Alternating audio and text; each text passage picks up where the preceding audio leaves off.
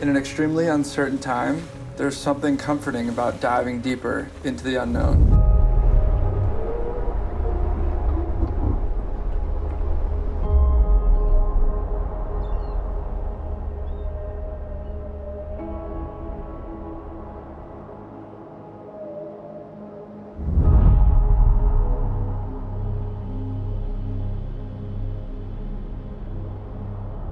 We had organized some pretty ambitious plans for the second half of the winter. Camping, touring, and searching in new zones in the Sierras and Iceland. Then the global pandemic happened, forcing us into an entirely new way of life. As the hunger to explore never takes a break, we decided that we would take social distancing to a whole new level. The three of us, Spike, an incredible adventure filmmaker and photographer, Ben, our boat captain and a brewer of the finest of beers, myself, a skier and student of sailing, decided to get together and go on a voyage.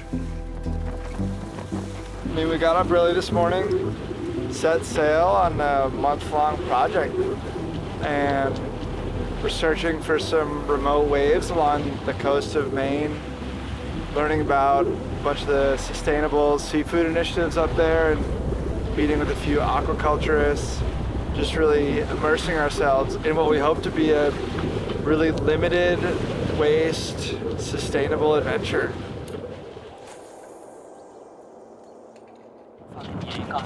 Okay.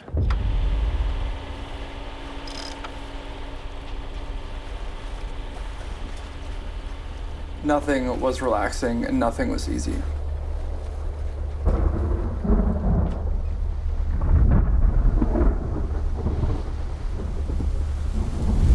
Only hours into the voyage, we smashed into a 2-day storm.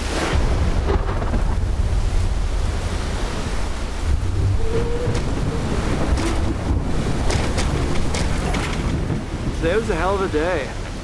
Heavy wind, choppy seas, torrential downpours. But that's what this trip was all about. Exploring our Atlantic backyard, leaving our comfort zones behind, and absorbing knowledge around sustainable aquaculture and ecological restoration.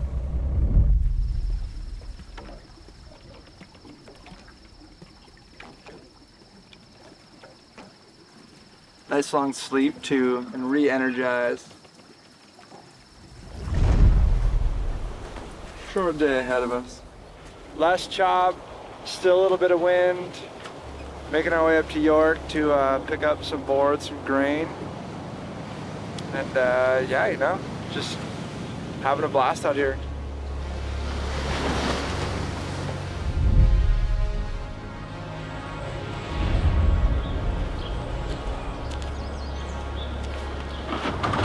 Family, friends, and guiding lights of environmentally responsible wave riding, the Grain Surf Crew lent us a few of their boards, characterized by locally sourced wood and their new recycled plastic material innovation called the Green Rail.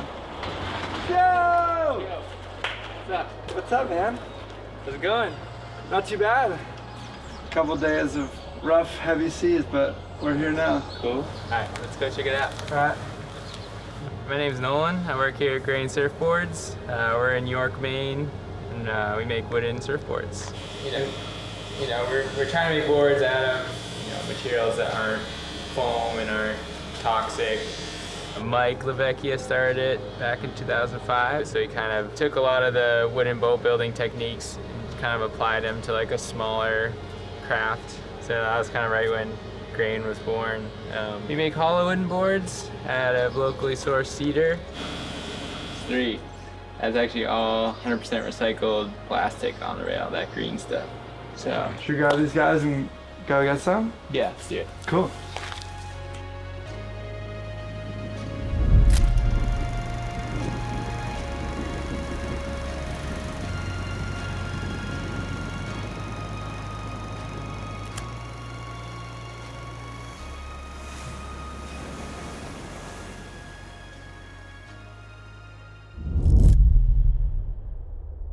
This trip was really a unique opportunity to reset and reevaluate a variety of new perspectives.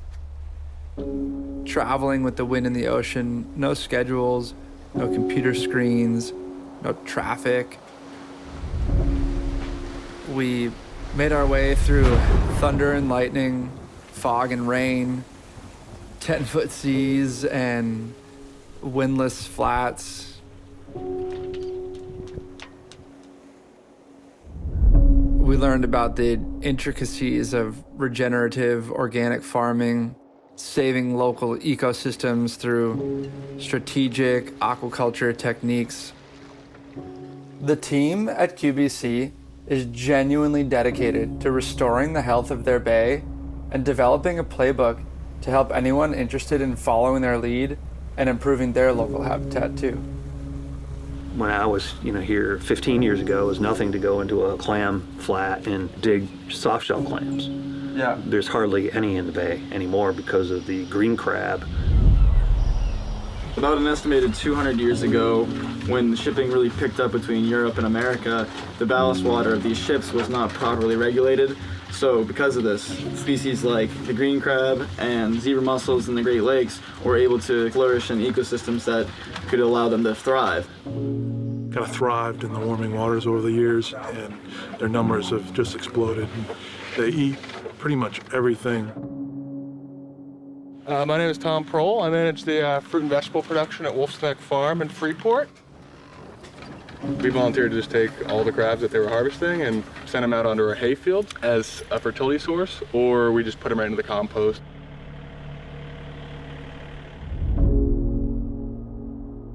The idea with the oyster farm here is just to grow enough to sell and fund the conservancy.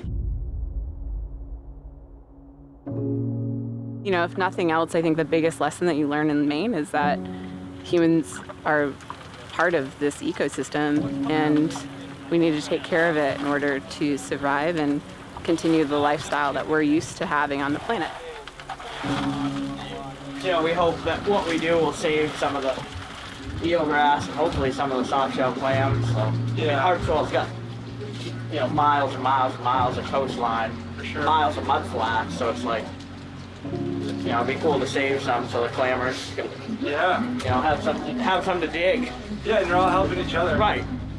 And we've been trapping the crabs now for 6 years straight, and we're starting to see some really good sets of soft shell clams coming back into the flats. Been doing. Ooh, nice. It's time to get them off of them. So Okay, just kind of. Well, we use kind of like that. Yeah.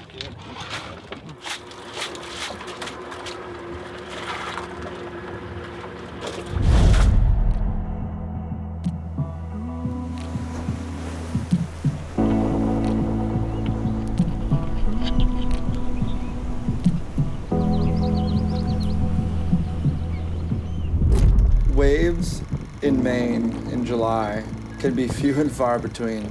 So it was pure stoke for all of us when we found a couple novelty waves off of a remote island and had one of the best afternoons of our lives.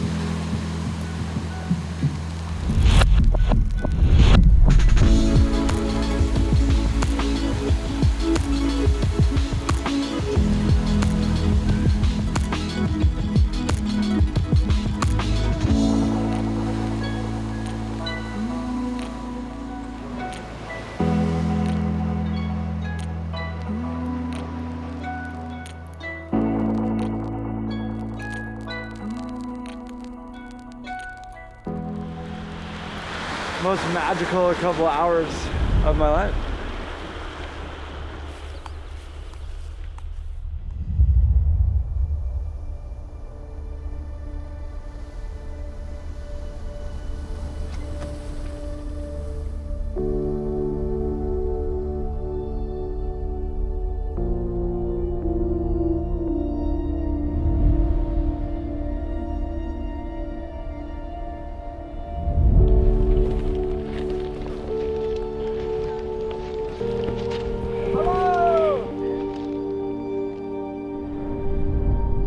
Actually, in 1795, George Washington signed what they call a commission, which was to allocate funds from the federal government to build a lighthouse on Seguin Island.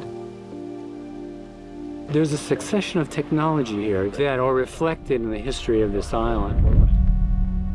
Think whale oil, kerosene, coal, diesel fuel or number 2 fuel oil, an electric cable from the mainland, and now solar here in the island. Seguin Island is off-grid at this point. Yeah, there's no electrical or energy connection between this island and the mainland.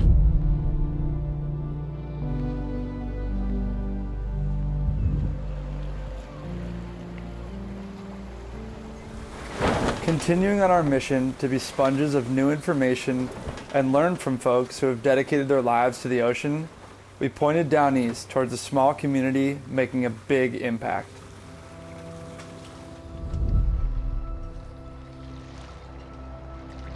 Bobby and Marsden Brewer, the most hilarious and hospitable father-son duo, spent a great deal of time in Japan learning ancient scallop farming techniques that they've since applied to their home waters in Maine. The main thing we're doing different, we're not having any interaction with the bottom, versus a traditional scallop fishery. That in itself is a big plus because it allows for 3-dimensional growth. We're the first ones doing it in Maine.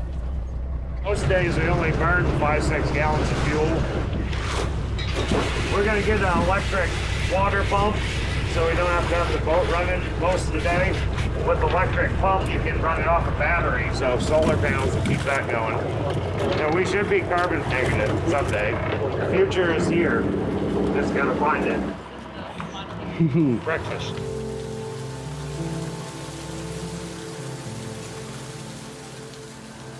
Reconnecting with civilization for a hot minute, we were fortunate to spend time with Luke Holden of Luke's Lobsters, a successful seafood group pioneering traceable and sustainable seafood.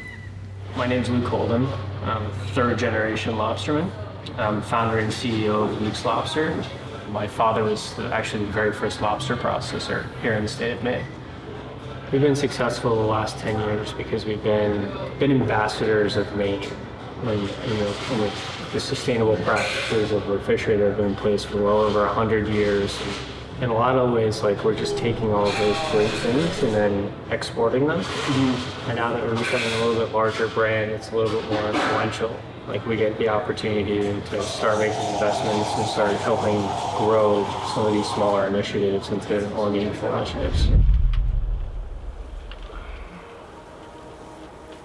Inspired by Luke and his vision of the future, we set sail and continued on our mission.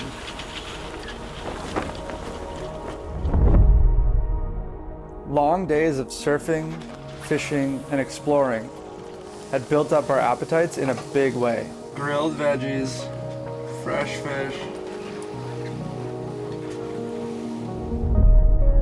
Fortunately, we were about to dive headfirst into a community focused on locally farmed gourmet foods.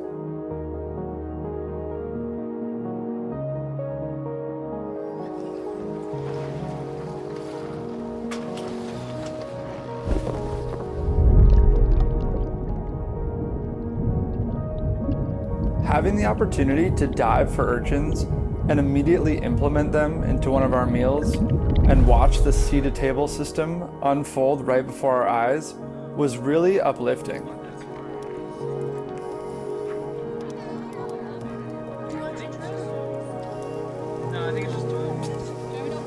The lobsters and the sea urchin are from the traps that are in our cove.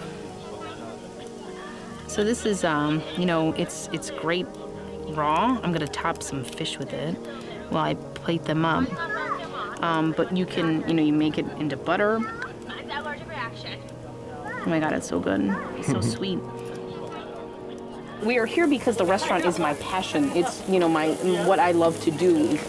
I got nominated for the James Beard, which was insane. Pretty eye-opening when I got to go to Stone Barns with Dan Barber.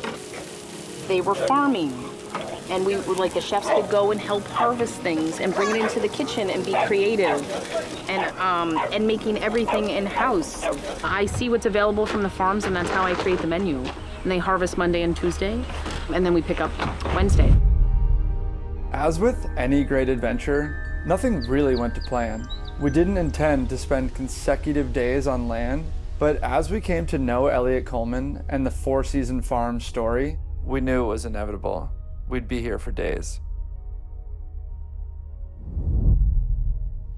I was basically a semi-pro adventurer with a teaching job so I could have all my vacations free. And I tell people, when you're climbing, the dullest part of climbing is standing on the top. The fun is trying to figure out how to get there.